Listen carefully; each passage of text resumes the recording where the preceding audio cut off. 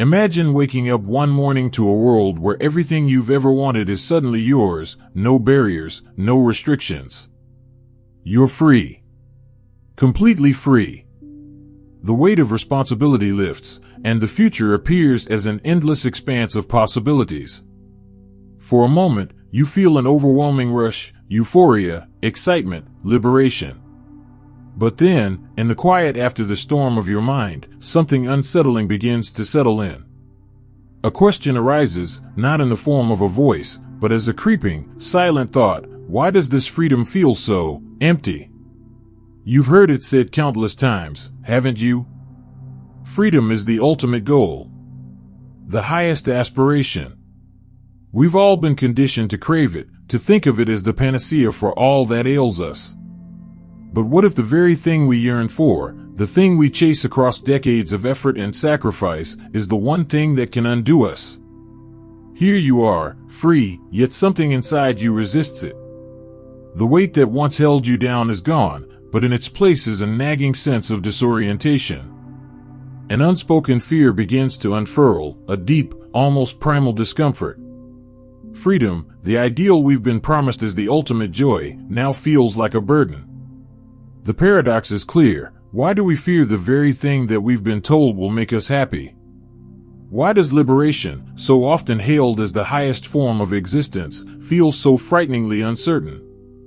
As you sit there, caught in the dissonance of this moment, the truth begins to reveal itself, not in sweeping declarations, but in a quiet realization: the more we are given freedom, the less we may know what to do with it. The less we may even want it. This is not just a personal dilemma. This is a universal problem, a paradox rooted deep within the human psyche. It is the central tension of our existence, a question that reverberates through history, philosophy, and psychology. Do we truly want freedom, or do we merely want the illusion of it? Think about it. When you strip away the external forces that have held you captive, societal rules, obligations, limitations, what remains? Do you discover a sense of empowerment, or do you find a gaping void, filled with the fear of choosing the wrong path, of making decisions that could change everything? Why does freedom, that elusive dream we've spent centuries pursuing, lead us not to joy, but to paralysis? Why do we feel lost when the walls that once confined us vanish, leaving us in a wide open space, unsure of where to go next? And so, the question lingers: what is it about freedom that we are so afraid of? It's a question that leads us into the depths of our own contradictions. Because the truth is, we have been taught to fear it. We have been taught that freedom comes with too much responsibility, too many choices, too much uncertainty. It is not the absence of constraints that we fear, but the presence of the infinite, an endless expanse where we must choose our own path, forge our own meaning, and face the terrifying prospect of living a life entirely of our own making. This is the paradox that has confounded thinkers and dreamers for centuries. The more we yearn for freedom, the more we fear the very thing that could set us free. It is the tension between the desire to break free and the fear of what lies beyond the cage.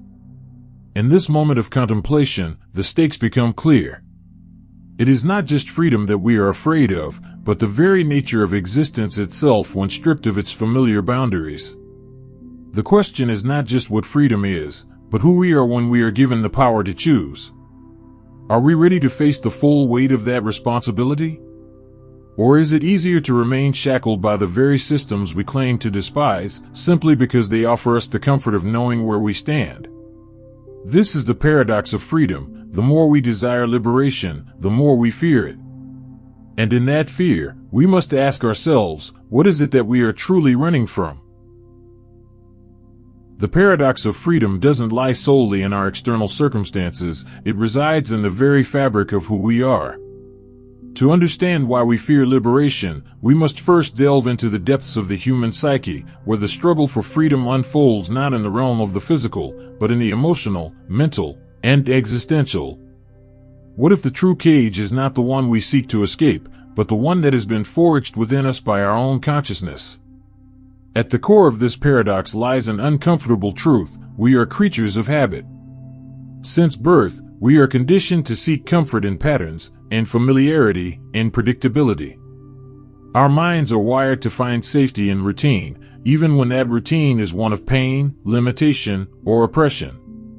This is not just an observation, it's a fundamental aspect of human psychology. Freedom, by its very nature, forces us to relinquish control over the one thing that has given us comfort, the known. Carl Jung, one of the greatest minds of the 20th century, pointed out that much of our psychological struggle comes from the tension between our conscious mind, which desires freedom and autonomy, and the unconscious mind, which craves stability and order. Jung's theory of the shadow, the parts of ourselves that we reject or suppress, sheds light on why freedom feels so threatening.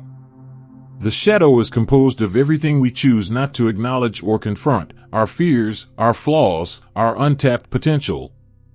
And it is precisely these unacknowledged aspects of ourselves that surface when we are given the power to choose freely.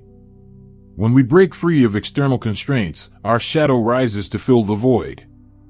We no longer have the distractions or justifications that external limitations provided. In this new space, we are forced to confront not only our desires, but our deepest fears, the fear of failure, the fear of making the wrong choice, the fear of being unworthy of the freedom we've gained. Jung believed that these shadows can only be integrated into the self through conscious effort, through self-awareness. But the process is uncomfortable, painful, and often resisted because it forces us to face parts of ourselves that we would rather leave hidden. This tension between freedom and fear is not new. Friedrich Nietzsche, in his exploration of the human condition, argued that human beings are constantly caught between two opposing forces, the Apollonian, which represents order, structure, and control, and the Dionysian, which represents chaos, spontaneity, and primal freedom. Nietzsche claimed that the ideal human life is one where both forces are balanced, where we can embrace freedom without being consumed by it. But most people, Nietzsche argued, are afraid to embrace their Dionysian nature, preferring instead the security of the Apollonian. In essence, we are afraid to truly be free because freedom requires us to surrender control, a terrifying prospect when we've spent so long cultivating the illusion of order in our lives. If we push further into this psychological abyss, we find that the problem goes even deeper. Arthur Schopenhauer, one of the most pessimistic philosophers of the 19th century, believed that human suffering was not a consequence of external forces, but rather an inherent aspect of existence itself. For Schopenhauer, freedom wasn't something to be desired, but something to be feared. He argued that the very essence of human desire, our constant striving for more, for better, for different, is what leads to our suffering.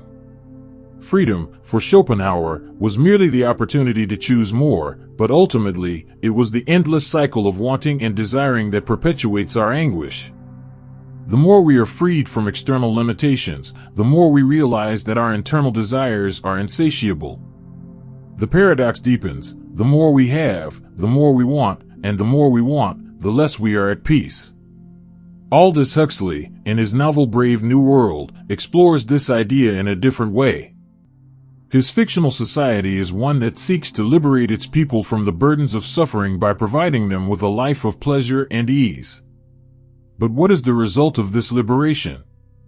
People are not truly free. They are kept in a state of perpetual distraction, never required to make deep choices or confront the difficult questions of existence. For Huxley, true freedom is not about being free from pain, but the freedom to make meaningful choices, even in the face of uncertainty and suffering. It is a freedom that requires responsibility, self-discipline, and a willingness to face the unknown. Jean-Paul Sartre, one of the most influential existential philosophers, famously declared that existence precedes essence. What he meant by this was that we are not born with a predetermined purpose. Instead, we are thrown into existence, and it is through our choices that we define ourselves. Freedom, according to Sartre, is both a gift and a curse. The realization that we are entirely responsible for creating our meaning in life can be both liberating and terrifying. Sartre's existentialism posits that the fear of freedom, the angst, comes from the weight of responsibility. When we are free, we are faced with the crushing realization that our choices define us. There is no safety net, no external authority to blame. This is the existential crisis, the fear that without the comfort of predefined meaning, we might be lost. Viktor Frankl, a psychiatrist and Holocaust survivor, presents yet another view of this paradox in his book Man's Search for Meaning. Frankl argues that the ultimate human desire is not for freedom itself, but for meaning. In his time spent in Nazi concentration camps, Frankl observed that those who survived did not necessarily have the most physical freedom, but they maintained the freedom to choose their attitude in the face of unimaginable suffering. Frankl's concept of logotherapy emphasizes that when we find meaning in our lives, we can endure the greatest of freedoms and the greatest of sufferings. It is not freedom that gives life meaning, but the meaning we create through our freedom. And so, we come to the crux of the issue. Freedom, in its purest form, is terrifying because it demands that we confront our deepest fears, desires, and responsibilities. It is not the absence of constraints that we fear, but the presence of the infinite, the unbounded possibility that freedom offers. To embrace freedom is to embrace the chaos of existence, the uncertainty, and the weight of responsibility. And yet, the alternative is to live in a world of illusion, where we trade our true potential for the comfort of certainty. In the end, the paradox of freedom is not just that we fear it, but that we are caught in a fundamental tension between wanting to be free and fearing what that freedom might reveal about ourselves. As we stand on the precipice of freedom, hesitant and uncertain, it becomes increasingly clear that the consequences of our fear are not always immediately visible. The paradox of liberation, this inner resistance to the very thing we desire most, does not merely affect us at a psychological level, it seeps into every corner of our lives, shaping our behaviors, our decisions, and the very fabric of our society. What we fail to see is the subtle yet profound impact that this fear of freedom has on both personal and societal levels. On a personal level, the consequences of fearing freedom can manifest in the form of chronic indecision, paralysis by analysis, and a pervasive sense of dissatisfaction. The human mind, when presented with an overwhelming number of choices, tends to experience cognitive overload. This phenomenon, known as choice paralysis, occurs when we are faced with too many options, and instead of feeling liberated, we become stuck. The very abundance of freedom that we've been promised, the endless horizon of possibility, begins to feel like a labyrinth without a clear exit. Consider the choices we face every day. Should we pursue a passion that might bring joy but lack security? Should we take a job that promises stability but confines our potential? In a world brimming with possibilities, the mere act of choosing becomes a burden. The fear of making the wrong choice, of living with regret, becomes a powerful force that pulls us back from embracing our freedom. We are haunted by the possibility that our decisions will define us, and that any misstep could render our freedom meaningless. This cognitive overload is not only psychologically taxing but neurologically taxing as well. Studies on decision-making reveal that the human brain processes an enormous amount of information when confronted with a choice.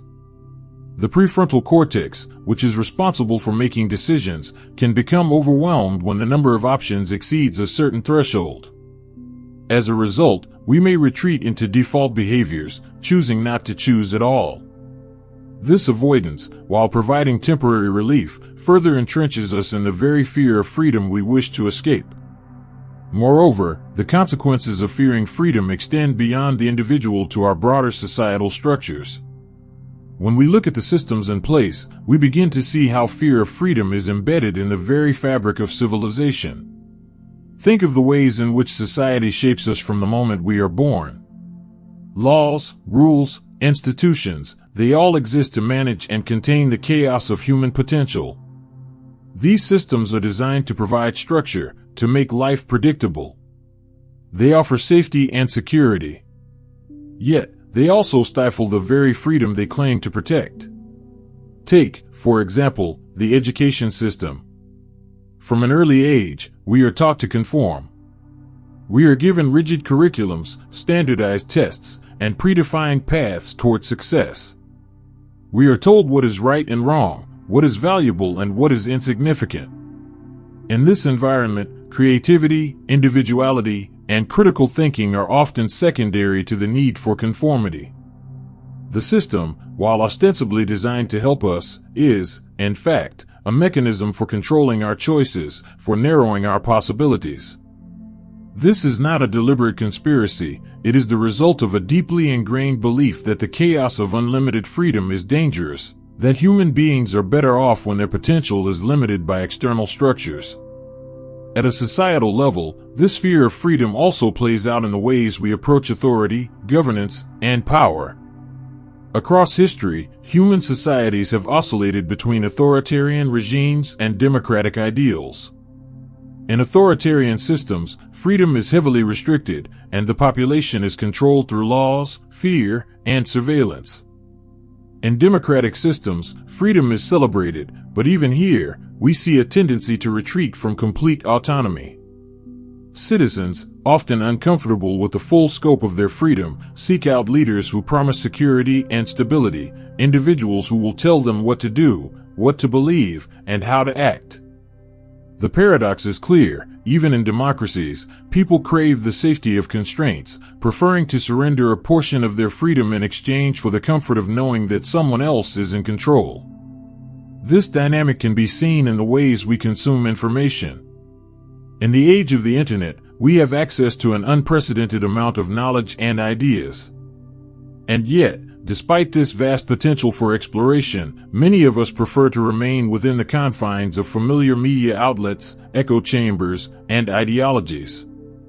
The internet, instead of being a tool of liberation, becomes another mechanism of control, as algorithms serve us content that aligns with our pre-existing beliefs, reinforcing our sense of security and avoiding the discomfort of encountering the unknown. Our relationships also reflect the consequences of fearing freedom. In romantic relationships, for instance, we often choose partners not based on mutual growth, but based on security. We seek out stability and familiarity, even if it means suppressing our deeper desires or avoiding the discomfort of personal transformation. The fear of freedom manifests in our reluctance to fully commit to ourselves or our partners, as the realization of what true freedom entails, the freedom to change, to evolve, and to face the unknown, can feel like a threat to the stability we have created. Furthermore, the fear of freedom deeply impacts our approach to the future. The desire for certainty, whether in financial security, career trajectories, or even personal fulfillment, keeps us tethered to the predictable. We make decisions based on what feels safe, avoiding risks and uncertainties. This avoidance is not just about seeking comfort, it is a deeply rooted instinct to protect ourselves from the chaos that true freedom might unleash. The future becomes a series of carefully constructed plans, as we attempt to control the uncontrollable. Yet, the most profound consequence of this fear is the loss of our true potential. The very freedom we desire, if fully embraced, could propel us toward extraordinary growth and self-actualization. But instead, we settle for mediocrity, for lives constrained by our own internalized limitations. We deny ourselves the chance to become who we are truly meant to be, not because of external forces, but because we have been conditioned to fear the boundless possibilities that freedom presents. The consequences are clear, though invisible at first: a society that prizes safety over risk, predictability over adventure, and security over liberation. A society where the fear of freedom, rooted deep within our psyches, keeps us tethered to the familiar, the comfortable, and the limiting. In this way, we perpetuate the paradox. We long for freedom, yet fear its true form, and in doing so, we lose sight of what it truly means to live. The fear of freedom is pervasive, woven into the very fabric of our minds, societies, and behaviors. Yet, the story does not end here, for there is a path forward, a way to break free from the chains of fear that bind us. But this path is not easy. It requires a radical shift in perspective, a willingness to embrace the very chaos and uncertainty that we have long avoided. It calls for us to confront our deepest fears, to step into the unknown, and to challenge everything we have been taught about security, control, and meaning. This rebellion against our fear of freedom begins with one simple yet profound realization: freedom is not a destination, but a process. It is not something that can be given to us or bestowed upon us by external forces. It is not found in a perfect society or a utopian system. Freedom, true freedom, comes from within. It is the ability to choose in every moment, to be aware of our choices, and to take full responsibility for the consequences of those choices. To break free, we must first acknowledge the full extent of our internalized fears and the ways in which we have constructed our own limitations. This means examining the beliefs we hold about ourselves, about the world, and about the nature of freedom itself. It means confronting the stories we have been told, by our families, by society, by the media, that have shaped our understanding of what it means to be free. These stories are often filled with comforting illusions, that safety is the ultimate goal, that certainty is preferable to risk, and that freedom is best when it is controlled and structured. To begin this process of rebellion, we must start by questioning these assumptions. We must ask ourselves, what if the fear of freedom is not the result of too much choice, but the result of too little understanding of who we are and what we truly want? What if the reason we fear freedom is not because it is too overwhelming, but because we have been taught to rely on others for our sense of purpose and direction? One of the most powerful tools in this rebellion is the concept of self-awareness. To embrace freedom, we must first learn to understand our deepest desires, fears, and motivations. This requires us to engage in honest self-reflection, to look inward and ask the difficult questions: what do I truly want? What am I avoiding? What am I afraid to face? This process is not about finding the right answer, it is about being willing to sit with the discomfort of uncertainty and ambiguity. It is about embracing the complexity of the self and allowing ourselves the space to grow. Philosophers like Jean-Paul Sartre and Viktor Frankl offer valuable insights into this process. Sartre, in his existential philosophy, argues that the first step to embracing freedom is to recognize that we are responsible for creating our own meaning. There is no external authority or cosmic plan to guide us, only the freedom to choose. This freedom, while terrifying, is also empowering. Sartre suggests that we must accept the anguish of freedom, acknowledging that it is in our hands to shape our lives, even in the face of an indifferent universe. This requires us to confront the existential void and take ownership of our existence. Viktor Frankl, on the other hand, offers a different yet complementary perspective. In his experience as a concentration camp survivor, Frankl discovered that the ultimate freedom is the ability to choose one's attitude in any given circumstance. Even in the most dire of situations, he found that individuals who maintained a sense of meaning were better able to survive and endure. Frankl's logotherapy emphasizes the importance of finding meaning in life, regardless of the external conditions. To break free, Frankl suggests, we must find our own purpose and act in accordance with it, no matter how uncertain or uncomfortable the path may be. These ideas converge on a single truth: the rebellion against the fear of freedom is not about seeking certainty or security, but about cultivating the courage to live authentically. It is about reclaiming our ability to choose and to shape our own path, even when that path is unclear and fraught with risk. It is about learning to live with the discomfort of uncertainty, to embrace the unknown, and to find strength in the face of existential challenges. The rebellion, however, is not solely an internal process. It also requires us to challenge the external structures that reinforce our fear of freedom. Societal institutions, from education to government to media, are built on the assumption that freedom is dangerous, that too much choice can lead to chaos. To break free, we must question these systems and recognize their role in shaping our perceptions of freedom. We must push back against the pressure to conform, to fit into predefined roles, and to follow the paths laid out for us by others. This rebellion, though difficult, is not without precedent. Throughout history, there have been individuals and movements that have broken free from the chains of fear and embraced their own freedom. Think of the civil rights movements, the feminist movements, and the revolutions that have reshaped societies. These rebellions were not easy, and they often came with great sacrifice. But they were born out of a deep understanding that true freedom requires not just personal courage, but collective action. It requires a willingness to challenge the status quo and to redefine what it means to be free. In our personal lives, this rebellion may look different. It might mean leaving a job that no longer serves us, even if it is comfortable and secure. It might mean ending a relationship that has outlived its purpose, even if it brings us a sense of stability. It might mean stepping into a new role, a new identity, or a new environment that forces us to confront our deepest fears and uncertainties. The key is to recognize that freedom comes not from escaping discomfort, but from embracing it and using it as a catalyst for growth. The rebellion against the fear of freedom is not a one-time event, but a lifelong process. It is about continuously choosing authenticity over comfort, risk over safety, and meaning over certainty. It is about recognizing that freedom is not the absence of limitations, but the ability to choose how we respond to them. It is about embracing the chaos and the unknown, knowing that in doing so, we become the creators of our own lives. And in that creation, we find not just freedom, but transformation. The rebellion against the fear of freedom is not a linear journey. It is not a destination that we can reach once and for all, but a perpetual dance between embracing chaos and seeking meaning. As we navigate the labyrinth of freedom, we encounter not just the shadows of our fears, but the profound truth of our existence itself.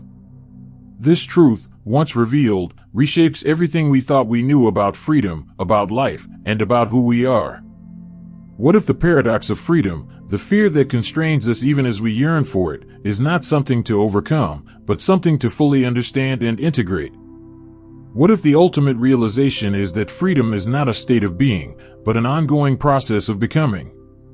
The ultimate truth lies not in the attainment of complete autonomy, but in the surrender to the flow of life itself, a flow that is neither predictable nor controllable, but is deeply meaningful when we learn to embrace it. In the end, we must come to understand that the fear of freedom is not a flaw, nor is it something that needs to be eradicated. It is, in fact, a vital part of the human condition, a necessary tension that fuels our journey toward authenticity. The fear is not the enemy, it is the teacher. It forces us to confront the very essence of what it means to be human, the ability to choose, to create, to be responsible for our own lives in a world that is fundamentally uncertain. This realization is deeply liberating. It frees us from the misconception that we must have everything figured out, that we must live without doubt, without fear. The ultimate truth of freedom is that it is not about being free from fear, it is about choosing to act in spite of it. It is about moving forward in the face of uncertainty, trusting that the act of choosing, the act of living authentically, is the true meaning of liberation. This truth is echoed in the words of many of history's greatest thinkers, from Sartre to Frankl to Nietzsche. But it is also present in the stories of everyday people who, in the midst of their own struggles, have found the courage to embrace their freedom. It is the artist who dares to create without the guarantee of success, the activist who stands against oppression despite the risks, the individual who chooses to change their life when the world demands conformity. Each of these acts is an expression of the same profound truth: freedom is not the absence of fear, but the presence of courage in the face of it. The final realization is that freedom is not about escaping the constraints of the world, but about fully engaging with it. It is about accepting the paradoxes of life, its beauty and its suffering, its certainty and its chaos, and finding meaning in the act of living through them. We do not need to be free from the world, we need to be free within it. This is the ultimate freedom, the freedom to be fully present in our lives, to embrace the unknown, to choose despite the fear, and to create meaning in a world that offers none on its own. It is not an easy path, nor is it a perfect one. But it is the only true path to liberation. As we conclude this journey into the heart of freedom, we are left with a profound and unsettling question. What if the life you've always wanted is not one where you are free from fear, but one where you choose to live with it, to use it as fuel for your deepest growth? The answer is both simple and complex. It is only by embracing the paradox, by allowing ourselves to live fully in the tension between freedom and fear, that we unlock the ultimate truth of who we are. And in that truth, we find not just liberation, but transformation. And so, we stand at the edge of possibility. The path forward is uncertain, the future unknown. But the freedom to choose, to create, to change, to live authentically is in our hands. And in that freedom, we find not just our lives, but our true selves. This is the ultimate paradox of freedom, that in its fullest expression, we are not bound by fear, but transformed by it.